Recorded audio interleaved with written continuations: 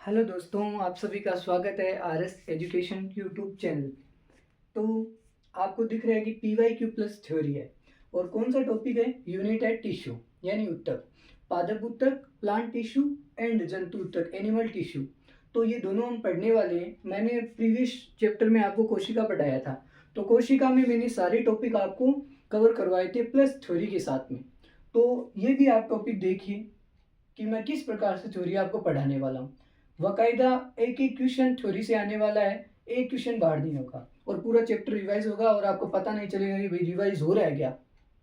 ठीक है, तो पहला क्वेश्चन देखिए, कोशिका या कौन सा पादप कोशिका विभाजन में सक्षम है? तो ऐसा कौन सा पादप होता है जो कोशिका विभाजन को दोहराता है या कोशिका विभाजन होता है उसमें? तो मैं आंसर यहाँ पे लिख रहा हूँ, देखो भाई बोर्ड में लिखा हुआ था। आंसर इसका होगा विभोज्योतक। क्या होगा? विभोज्योतक। विभोज्योतक ऐसा उत्तक होता है, विभोज्योतक ऐसा उत्तक होता है कि उसमें कोशिकाओं का विभाजन होता है और कोशिकाओं का विभाजन होकर पौधे में क्या होती है? वृद्धि होती है। तो इसे विभोज्योतक कहते हैं, यानी ये टूटता है, कोशिकाओं में बढ़ता है और इस प्रकार से वृद्धि होती है। तो वह तीन प्रकार से वृद्धि होती है, तीन भागों में। पहला होता है शीर्षस्थ, पहला होता है शीर्षस्थ, फिर दूसरा होता है पार्श्व, तीसरा होता है कैम्बियम। क्या होता है तीसरा? कैम्बियम। तो तीन प्रकार से विभोज्योतक होते हैं, शीर्षस्थ, पार्श्व, कैम्बियम। अब देखो शीर्षस्थ नाम है तो ये कहाँ पे वृद्धि करता है भाई? ये वृद्धि करता है पौधे के शीर्ष भाग यानी पौधे के ऊपरी भाग में, जिसे हम शीर्ष कह सकते हैं। फिर ये पौधों के नीचे के भाग यानी जड़ों में भी वृद्धि करता है। तो शीर्षस्थ जड़ों तथा शीर्ष भाग में पौधों की वृद्धि करता है। फिर पार्श्व की बात आती है, तो पार्श्व क्या करता है? देखो पार्श्व का मतलब क्या होता है? तने में वृद्धि। ये किस में वृद्धि करता है? तने को मोटा करना का कार्य करता है, यानी तने में वृद्धि कौन करता है? पार्श्व। फिर बात आती है कैम्बियन। कैम्बियन को हम अंतर्विष्ट उत्तक भी बोलते हैं। क्या बोलते हैं भाई इसको?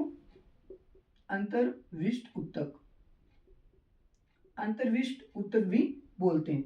फिर इसका कार्य क्या है? तो अंतर्विष्ट उत्तक क्या करता है कि जो पेड़ पौधों के प्रोह भाग होते हैं उनमें यह पाया जाता है। जैसे मैं यहाँ पे डायग्राम बनाता हूँ, ये कोई पेड़ है, यहाँ पे टहनियाँ निकली हुई है पेड़ की, तो ये कहाँ पे पाया जाता है? ये इन पर्व संधियों, यानी ये पर्व संधियाँ होती है जो कुंपल निकलती है, नई टहनी निकलती है, इनके नीचे कौन सा पाया जाता है? अंतर्विष्ट पाया जाता है। कौन सा पाया जाता है? अंतर्विष्ट। और ये काफी बार क्वेश्चन बनता है कि प्रो यानी पर्व संधियों के नीचे कौन सा उत्तक पाया जाता है? तो वो अंतर्विष्ट उत्तक पाया जाता है। ये चीजें आपको पता होनी चाहिए, ये पूछी जाती है काफी बार। तो अंतर्विष्ट कहाँ पाया जाता है? पर्व संधियों पर, पर्व संधियों पर। तो मेरे ख्याल से आपको ये टॉपिक क्लियर हो गया होगा। विभोज्योतक तीन प्रकार के होते हैं। विभोज्योतक कोशिका के विभाजन के आधार पर तीन भागों में वृद्धि करते हैं, शीर्षस्थ, पार्श्व, कैम्बियन। अब मैं आपको बताऊंगा कि उत्तक यानी पादप उत्तक कितने प्रकार के होते हैं इसी के अंदर। अगर क्लास आपको अच्छी लग रही है, अप्रिशिएट करते हो, तो आप मेरे को अगला टॉपिक जो है जंतु उत्तक एनिमल टिश्यू, उसके बारे में बताइए, मैं वो भी आपका रिवीजन करवाने वाला हूँ। फिर देखो क्या है उत्तक। उत्तक की बात आती है टिश्यू, यानी उत्तक कितने प्रकार के होते हैं? तो उत्तक के टाइप होते हैं टू, दो प्रकार के उत्तक होते हैं। कौन कौन से? ये पादप उत्तक की बात कर रहा हूँ, दो प्रकार के होते हैं। पहला देखिए विभोज्योतक, विभयो विभयो ज्योतक। फिर सेकंड होता है जटिल उत्तक,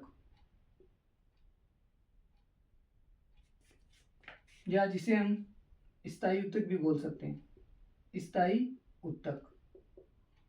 दोनों में फर्क इतना है, विभोज्योतक कोशिकाओं के विभाजन के द्वारा पौधों में वृद्धि करता है, जबकि यही वृद्धि विभोज्योतक की कोशिका विभाजन की वृद्धि रुक जाती है तो वह स्थायी उत्तक के रूप में परिवर्तित हो जाता है। तो स्थायी उत्तक में हम बात करें तो मोस्टली कोशिका की वृद्धि नहीं होती है। फिर देखो विभोज्योतक मैंने अभी बताया तीन प्रकार के होते हैं, पार्श्व, कैम्बियन यानी अंतर्विष्ट और शीर्षस्थ, तीन प्रकार के होते हैं। जबकि ये स्थायी उत्तक कितने प्रकार के होते हैं? स्थायी दो भागों में फिर से बढ़ जाते हैं। एक होता है सरल स्थायी, एक होता है सरल स्थायी उत्तक, फिर सेकंड होता है जटिल उत्तक। कौन से होते हैं? जटिल उत्तक। मैं सारा टॉपिक, आप यकीन मानिए पूरा टॉपिक रिवीजन करवाने वाला हूँ। स्थायी उत्तक दो होते हैं, सरल स्थायी उत्तक, फिर जटिल उत्तक होते हैं। तो मोस्ट ऑफ दो टाइप होते हैं उत्तक, यानी पादप उत्तक के, विभोजोत्तक और स्थायी उत्तक। तो आंसर आए तो दो ही करना आप। फिर ये अलग अलग भागों में बटे होते हैं। विभोजोत्तक 3 प्रकार के होते हैं, ये भी क्वेश्चन बनता है। फिर स्थायी उत्तक कितने प्रकार के होते हैं? 2, सरल स्थायी उत्तक और जटिल स्थायी उत्तक। फिर हम सरल स्थायी उत्तक में 3 प्रकार के उत्तक पढ़ते हैं। पेरेनकाइमा, पी से डिनोट कर रहा हूँ पेरेनकाइमा। फिर होता है स्क्लेरेनकाइमा, यानी एस से डिनोट कर रहा हूँ पेरेनकाइमा, स्क्लेरेनकाइमा, और एक और होता है कोलेनकाइमा, को के से डिनोट कर रहा हूँ। ये 3 प्रकार के होते हैं। फिर जटिल उत्तक होता है, वो 2 प्रकार के होते हैं, जाइलम और फ्लोएम, जो कि आप पढ़ चुके हैं कि जाइलम जड़ों द्वारा लवण तथा पानी का परिवहन करता है, जबकि फ्लोएम पत्तियों द्वारा बनाए गए भोज्य पदार्थ को अलग अलग भागों तक पहुंचाने का कार्य करता है। फिर हम नेक्स्ट बात करेंगे अगले क्वेश्चन पे कि कौन सा उत्तक पत्तियों एवं पर्वसंधियों पर पाया जाता है। यदि आपने टॉपिक और पहला क्वेश्चन आराम से देखा है तो आप इसका आंसर दे सकते हैं इजीली। कौन सा उत्तक पत्तियों एवं पर्वसंधियों पर पाया जाता है भाई, बताओ आप। तो मैंने अभी बताया था डायग्राम करके कि ये होती है पर्वसंधियां, और इन पे यहाँ पे कौन सा उत्तक पाया जाता है? ये पाया जाता है अंतर्विष्ट। अंतर्विष्ट, और अंतर्विष्ट को क्या कहते हैं? कैम्बियन। क्या कहते हैं भाई? कैम्बियन, कैम्बियन कहते हैं। और ये पर्वसंधियों पर पाया जाता है। फिर बात करते हैं तीसरे प्रसंधि उत्तक कितने प्रकार के होते हैं। ये भी मैंने कंप्लीट करवाया कि भाई पादप उत्तक कितने प्रकार के होते हैं। Answer third. Types of plant tissue के कितने होते हैं? 2 टाइप्स होते हैं, एक विभोज्योतक और एक स्थायी उत्तक, इतना याद रखना। फिर जल में उतरने वाली पेरेनकाइमा को क्या कहते हैं? अब देखो भाई, अब हम पढ़ेंगे स्थायी उत्तक के अंदर सरल स्थायी उत्तक 3 प्रकार के होते हैं, उन टाइप में पढ़ेंगे। तो पहले तो इसका आंसर समझो कि 4th नंबर क्वेश्चन बोल रहा है जल में उतरने वाली पेरेनकाइमा को क्या कहते हैं। तो भाई जल में पाई जाने वाली पेरेनकाइमा क्या कहलाती है? तो इसका आंसर होगा एरेनकाइमा कहते हैं उसे। क्या कहते हैं उसे? एरेनकाइमा। यानी एरेनकाइमा क्या है? एरेनकाइमा पेरेनकाइमा का उत्तक का एक रूप होता है, जैसे मान सकते हो, और एक नलिका, नलिका के रूप में होता है, जो कि कहाँ पौधे पाए जाते हैं? पानी के अंदर पाए जाते हैं। और पानी के अंदर वाले जलीय पौधों में कौन सा उत्तक पाया जाता है? तो उसे एरेनकाइमा कहते हैं। तो इसका उत्तर हो गया एरेनकाइमा, जो कि जलीय पौधे हैं उनमें पाया जाता है। फिर हम बात करते हैं कि सरल स्थायी उत्तक कितने प्रकार के होते हैं। तो ये तो इसका आंसर है, और ये क्लास उसी को समझ में आ रही है जिनको थोड़ा थोड़ा इन चैप्टर का नॉलेज है। अब देखिए,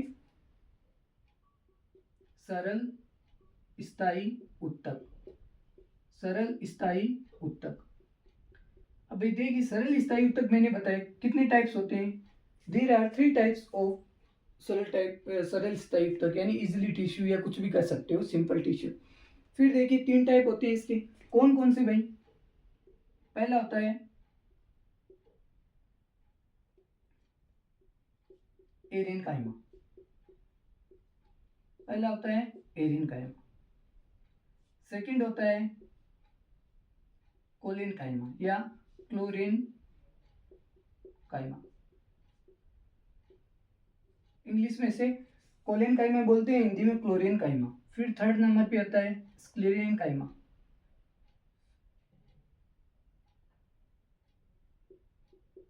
स्क्लेरेनकाइमा, थोड़ी बहुत गलती हो तो माफ करना भाई। स्क्लेरेनकाइमा। तो ये 3 प्रकार के सरल स्थायी उत्तक होते हैं, और सरल स्थायी उत्तक में भी किसके?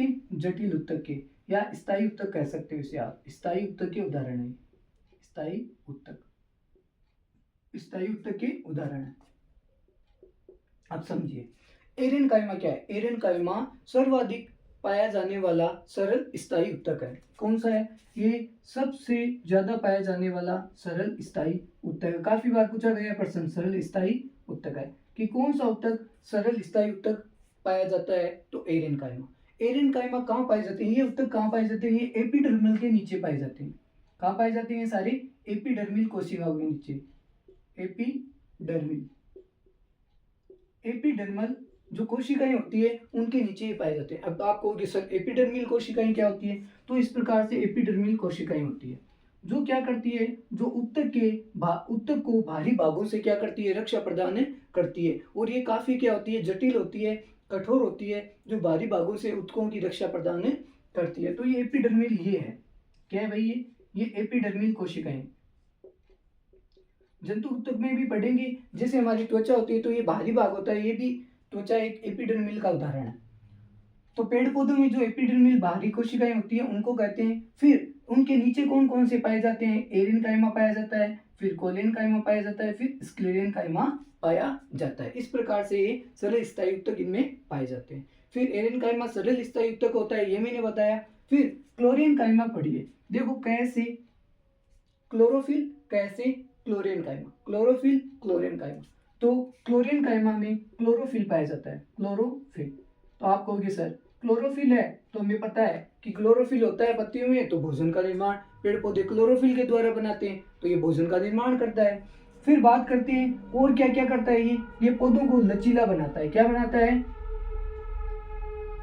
लचीला बनाता है, यानी लचीलेपन का कार्य करता है, यानी पौधे के भागों को लचीलापन प्रदान करता है जिससे कि पौधे टूटते नहीं है। तो क्लोरेनकाइमा दो प्रकार के कार्य करता है, एक क्लोरोफिल पाया जाता है इसमें, और ये लचीलापन पौधों को प्रदान करता है। फिर बात आती है स्क्लेरेनकाइमा, ये पौधे का आंतरिक भाग होता है, ठीक है, और ये क्या होता है? सर्वाधिक कठोर भाग होता है, सर्वाधिक कठोर भाग होता है। और ये कहाँ पाया जाता है? आंतरिक संरचना में पाया जाता है, यानी आंतरिक चीजों में पाया जाता है। जैसे नारियल है, तो नारियल के अंदर सबसे कठोर भाग जो बाहरी या अंदर आंतरिक होता है तो स्क्लेरेनकाइमा का भाग होता है। फिर बात करते हैं कि इसमें कोशिकाएं कौन सी पाई जाती है। देखो कठोर है तो मृत कोशिकाएं पाई जाती है इसमें, यह भी काफी बार पूछा गया है कि स्क्लेरेनकाइमा में कौन सी कोशिकाएं होती है, तो मृत कोशिकाएं पाई जाती है। जबकि क्लोरेनकाइमा और एरेनकाइमा इन दोनों में कोशिकाएं जीवित होती है। क्या होती है भाई? इन दोनों में कोशिकाएं जीवित पाई जाती है। ये नोट करते चलो आप, ये चीजें आपको एक साथ कंटेंट में नहीं मिलेगी।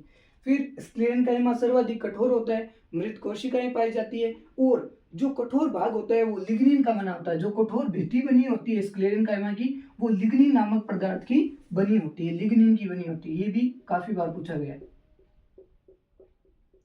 तो ये लिग्निन की बनी होती है, ये आप नोट कर लो।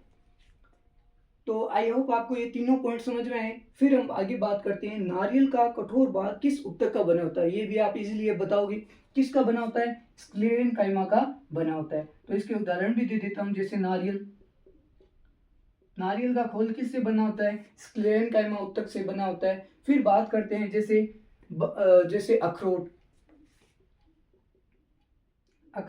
अखरोट का जो बाहरी खोल होता है टाइट, वो भी किससे बना होता है? स्क्लेरेनकाइमा का बना होता है। इस प्रकार से उदाहरण आ सकते हैं आपके स्क्लेरेनकाइमा से, क्योंकि ये काफी मोस्ट ऑफ रिलेटेड है इन क्वेश्चनों से। तो फिर बात करते हैं स्टोमेटा कहाँ पाए जाते हैं। अब देखो स्टोमेटा, ये भी काफी बार पूछा गया है, स्टोमेटा है क्या, कहाँ पाया जाता है, क्या चीज होती है, तो वो मैं अभी बताता हूँ। देखो तो जो क्वेश्चन हो गए वो मैं आपको यहाँ पे रफ कर देता हूँ पहले, जैसे कि यहाँ तक हो गए ना हमारे नारियल के खोल तक, तो ये मैं यहाँ से रफ कर देता हूँ।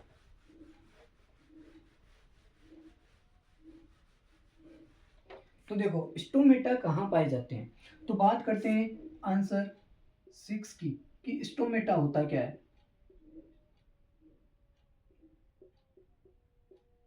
स्टेमेटा क्या होता है? What is the stomata? तो देखो स्टेमेटा पहले तो हम समझते हैं कि कहाँ पाया जाता है। देखो इस प्रकार से पत्तियां होती है, इस प्रकार से पत्तियां होती है। तो जो पत्तियों में छिद्र होते हैं, रंध्र होते हैं, उनमें क्या पाई जाती है? उन रंध्रों को क्या कहते हैं? स्टोमेटा कहते हैं। तो पत्तियों की क्या है? छिद्र होते हैं ना पत्तियों की, ये छिद्रों में पाए जाते हैं, या छिद्रों में पाई जाने वाली संरचना को स्टोमेटा कहते हैं। फिर हम आगे बात करते हैं स्टोमेटा के ऊपर क्या होती है? दो वृक्क, यानी दो वृत्त के आकार की क्या होती है, संरचनाएं होती है। अब आप कहोगे सर थोड़ा और बताओ हमें, तो देखो इस प्रकार से कुछ संरचना इस प्रकार से होती है।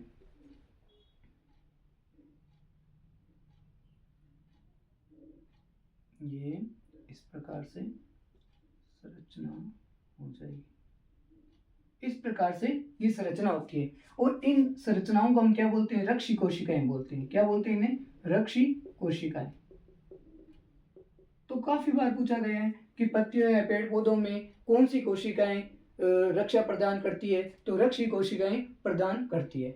ठीक है, स्टोमेटा कहाँ पाए जाते हैं, पत्तियों में छोटे छोटे छिद्र होते हैं, वहां पे स्टोमेटा पाए जाते हैं। फिर ये दो वृत्त जैसी इनमें संरचनाएं होती हैं जिन्हें हम रक्षी कोशिकाएं के नाम से जानते हैं, जो कि पत्तियों तथा पेड़ पौधों को रक्षा प्रदान करते हैं। फिर हम आगे पढ़ते हैं स्टोमेटा के बाद में कि पत्तियों में जो स्टोमेटा वगैरह होते हैं इनका कार्य क्या होता है, तो इनका कार्य क्या होता है, कार्बन डाइऑक्साइड प्लस ऑक्सीजन गैसों का क्या होता है, ट्रांसफर करना यानी स्थानांतरण का कार्य होता है। क्या कार्य होता है भाई इनका, कार्बन डाइऑक्साइड और ऑक्सीजन गैसों का स्थानांतरण करना होता है। तो ये सारी चीजें हमने पढ़ी स्टोमेटा के थ्रू। सॉरी, अब हम पढ़ते हैं कि वाष्पोसर्जन की क्रिया कहाँ होती है।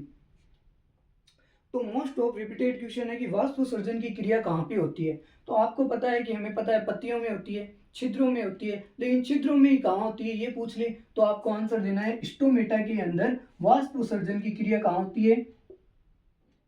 वाष्पोसर्जन, वाष्पोसर्जन की क्रिया कहाँ होती है, स्टोमेटा के अंदर होती है। ये डीपली क्वेश्चन बन सकता है। आपको चार उदाहरण, आपको चार ऑब्जेक्टिव देगा, जैसे एक देगा स्टोमेटा, स्टेमेटा, फिर बी दे देगा पत्तियां, पत्तियों में, फिर सी देगा रंध्रों में, रंध्रों में, फिर डी दे देगा नन ऑफ दीज।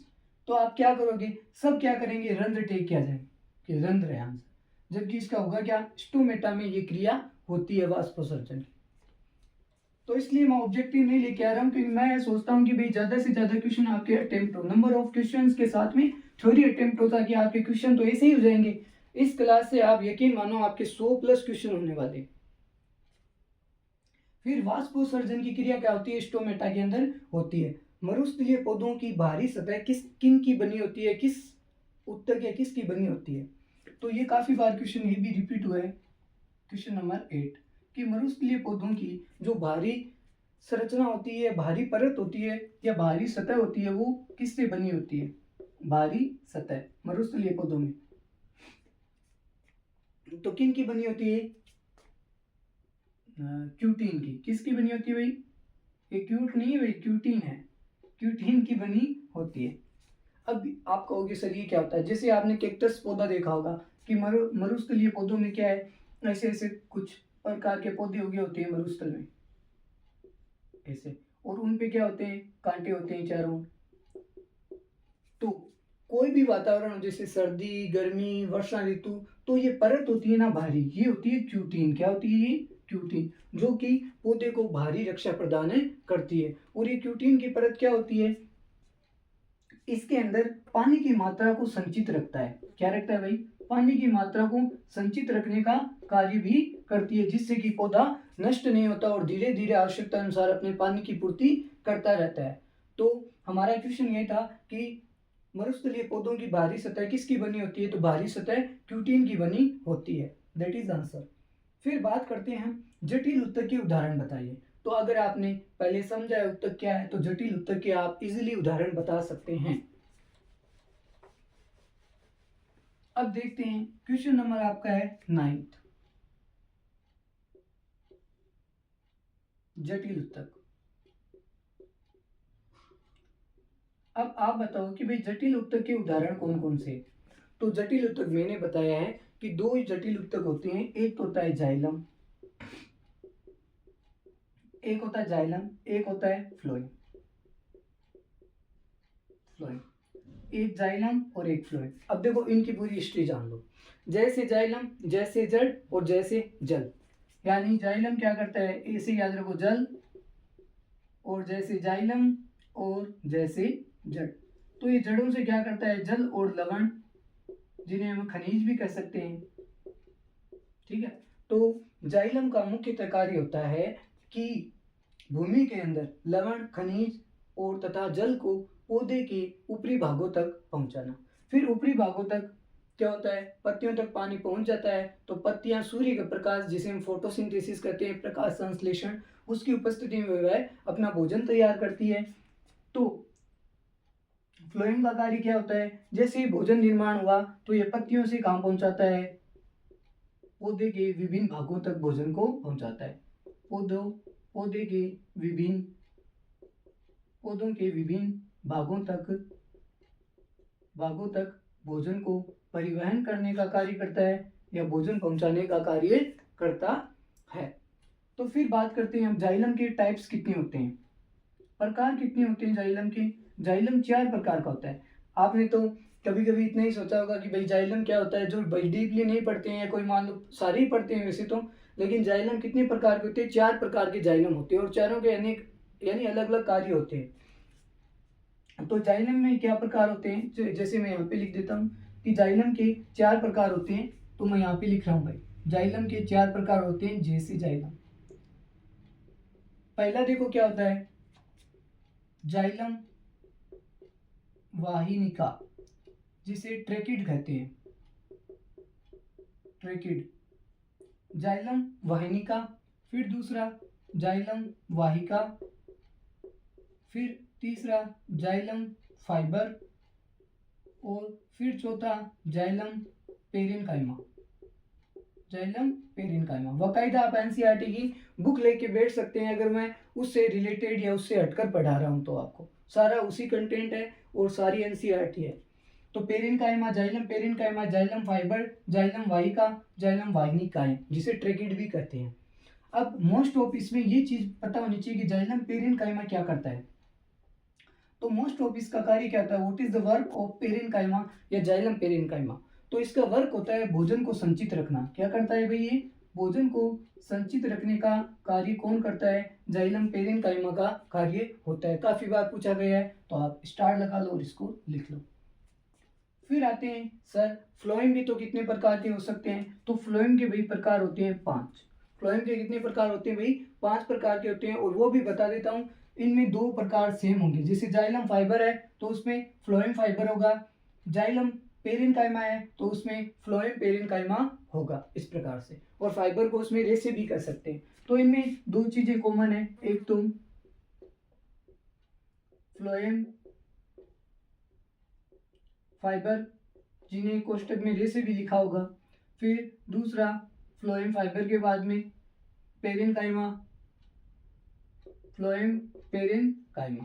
फिर इसमें क्या होती है, साथी नलिकाएं होती हैं, चालनी नलिकाएं होती है, चालनी वाहिकाएं होती है। 3 प्रकार ये हैं, 2 ये, 5 प्रकार के फ्लोएम होते हैं। लेकिन स्टार मार्क मैंने ये करवाया तो ये लिख लेना। तो इस प्रकार से मैंने आपको पूरा टॉपिक करवाया है। फिर आगे भी क्वेश्चन है, अभी खत्म नहीं हुए, तो देखिए। जटिल उत्तक के उदाहरण है जाइलम और फ्लोएम, और इन दोनों उत्तक को ही क्या कहते हैं, इन्हें संवहनी उत्तक कहते हैं। ये भी काफी बार पूछा गया है कि निम्न में से कौन से संवहनी उत्तक के उदाहरण है। तो ऑब्जेक्टिव में देगा xylem, phloem, xylem and phloem, none of this. तो जाइलम एंड फ्लोएम दोनों होते हैं संवहनी उत्तक के उदाहरण होते हैं, जो कि क्या होते हैं, जटिल उत्तक होते हैं। और जटिल उत्तक में जाइलम और फ्लोएम। जाइलम जैसे जड़ जैसे जल दोनों का परिवहन करते हैं और पौधे के पत्तियों तक पहुंचाने का कार्य करते हैं, और पत्तियां भोजन बनाती है सूर्य के प्रकाश की उपस्थिति में, तथा भोजन को विभिन्न भागों तक पहुंचाने का कार्य फ्लोएम द्वारा किया जाता है। जाइलम उत्तक 4 प्रकार के होते हैं, वाहिनिकाएं, जाइलम वाहिका, जाइलम फाइबर, जाइलम पेरेनकाइमा। सबसे ज्यादा मोस्ट ऑफ वर्क होता है पेरेनकाइमा का भोजन संचित रखना, ठीक है ना। तो ये आप याद कर सकते हैं। फिर आगे आते हैं, पत्तियों से भोजन को विभिन्न भागों तक कौन पहुंचाता है। तो ये तो मुख पे याद होना चाहिए, मुख जुबानी, कि फ्लोएम होता है सर भोजन पहुंचाने का कार्य। अब मैं आपको वापस रिकॉल करवाने वाला हूं, और जो प्रीवियस चैप्टर था कोशिका, उसमें से 1-2 क्वेश्चन और बनते हैं, जिससे कि थ्योरी रिलेटेड क्वेश्चन सारे सॉल्व हो जाते हैं। तो वो भी मैं अभी पढ़ाने वाला हूँ। तो देखिए अब आगे,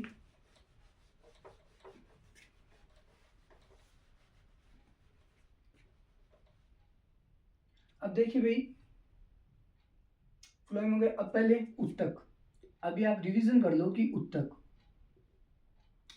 और वो भी कौन से उत्तक हैं? पादप उत्तक। रिकॉल करवा देता हूँ। पादप उत्तक दो प्रकार के होते हैं। कितने प्रकार के होते हैं भाई? 2 types of tissue, plant tissue. कौन कौन सा? एक तो होता है विभोज्योतक, और इनका इंग्लिश नाम भी आपको याद रखना है, कभी कभी वैसे भी पूछ सकता है। विभोज्योतक। फिर होता है यहाँ पे जटिल उत्तक, सॉरी स्थायी उत्तक।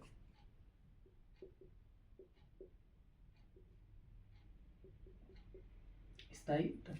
फिर देखो विभोज्योतक के कितने टाइप्स होते हैं? 3 टाइप्स होते हैं। कितने टाइप्स होते हैं भाई? 3 टाइप्स होते हैं। पहला शीर्ष, शीर्षस्थ, फिर सेकंड पार्श्व, और थर्ड कैम्बियन।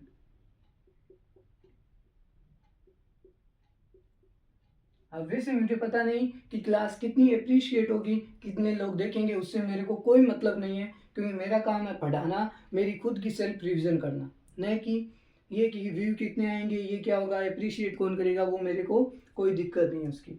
क्योंकि कोई लोग ऐसे सोचते हैं कि हम क्लास देख लेंगे, लाइक कर देंगे तो उसका भला हो जाएगा, ये हो जाएगा, वो अब रुपये कमा लेगा, वो कोई मेरे इशू नहीं है। शीर्षस्थ, पार्श्व और कैम्बियन। फिर बात करते हैं स्थायी उत्तक कितने प्रकार के होते हैं? 2। स्थायी उत्तक में भी 2 प्रकार के उत्तक होते हैं, जिन्हें एक तो कहते हैं सरल स्थायी उत्तक, सिंपल टिश्यूज, सरल स्थायी उत्तक, और दूसरा होता है जटिल उत्तक, जटिल उत्तक। और इन जटिल उत्तक का ही सेकंड नाम है संवहनी उत्तक। फिर सरल स्थायी उत्तक कितने प्रकार के होते हैं भाई? 3 प्रकार के होते हैं।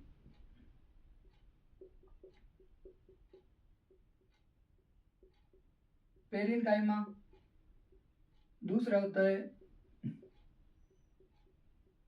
क्लोरेनकाइमा, और थर्ड होता है स्क्लेरेनकाइमा। स्क्लेरेनकाइमा पे थोड़ी स्पेलिंग देख लेना इनकी, स्क्लेरेनकाइमा। फिर जटिल उत्तक जिन्हें संवहनी उत्तक कहते हैं, वो 2 प्रकार के होते हैं। कितने प्रकार के होते हैं भाई? 2। एक जाइलम और दूसरा फ्लोएम।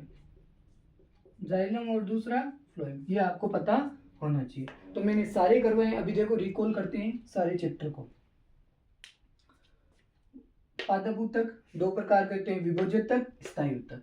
विभोज्योतक कितने प्रकार के होते हैं? 3 प्रकार के होते हैं, शीर्षस्थ, पार्श्व, कैम्बियन। आपको सुनना है बस। शीर्षस्थ का मतलब पौधे के ऊपरी भाग और जड़ों में वृद्धि करने का कार्य शीर्षस्थ करता है। फिर पार्श्व की बात करते हैं तो पार्श्व का मतलब होता है पेड़ के तने की वृद्धि में सहायक होता है। फिर कैम्बियन, जिसे अंतर्विष्ट उत्तक भी कहते हैं, जो कि पर्व संधियों पर या पर्व संधियों के नीचे पाया जाता है। विभोज्योतक होता क्या है? कोशिकाओं के विभाजन में सहायक होता है, और कोशिकाओं के विभाजन के प्रकार या कार्य के आधार पर पेड़ पौधे में या उत्तकों में वृद्धि होती है। वह 3 प्रकार से वृद्धि आपको यहाँ पे मैंने समझाई है। फिर स्थायी उत्तक, यानी ये विभोज्योतक जब अपनी वृद्धि को रोक देता है, यानी कोशिकाओं की वृद्धि को क्या कर देता है? रोक देता है, तो स्थायी उत्तक का निर्माण होता है। और वो स्थायी उत्तक 2 प्रकार के होते हैं, सरल स्थायी उत्तक और जटिल उत्तक। फिर सरल स्थायी उत्तक को पेरेनकाइमा, क्लोरेनकाइमा, स्क्लेरेनकाइमा के नाम से जाना जाता है। पेरेनकाइमा क्या करता है? पेरेनकाइमा का मुख्य रूप से कार्य होता है कि भोजन को इकट्ठा करना, और ये एपिडर्मल के नीचे पाए जाते हैं। कोलेनकाइमा पौधों में लचीलेपन का कार्य करता है, और कोलेनकाइमा में क्लोरोफिल उपस्थित होता है। और इसकी और भी डेफिनेशन अगर बढ़िया बनाए तो वह पेरेनकाइमा जिसमें क्लोरोफिल पाया जाता है उसे क्लोरेनकाइमा कहते हैं। और स्क्लेरेनकाइमा में क्या होता है? ये बहुत कठोर उत्तक होता है, और यह जो इसकी भित्ति होती है वो लिग्निन की बनी होती है, और इनमें मृत कोशिकाएं पाई जाती है। जबकि पेरेनकाइमा और क्लोरेनकाइमा में सजीव कोशिकाएं या जीवित कोशिकाएं पाई जाती है।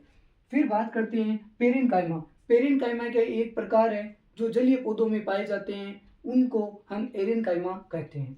फिर जटिल उत्तक को संवहनी उत्तक कहते हैं, क्योंकि ये पौधों में विभिन्न भागों में कुछ चीजें पहुंचाने का कार्य करते हैं। जैसे जाइलम जड़ों द्वारा जल का तथा खनिज लवण का परिवहन पौधे के ऊपर भाग तक करता है या पहुंचाता है। फ्लोएम उन भागों को जो पत्तियों से भोजन निर्माण होता है, उन भोजन को अलग अलग विभिन्न पौधों के भागों तक पहुंचाने का ऊपर कार्य करता है। आई होप आपको मैंने सारा करवाया है रिवीजन।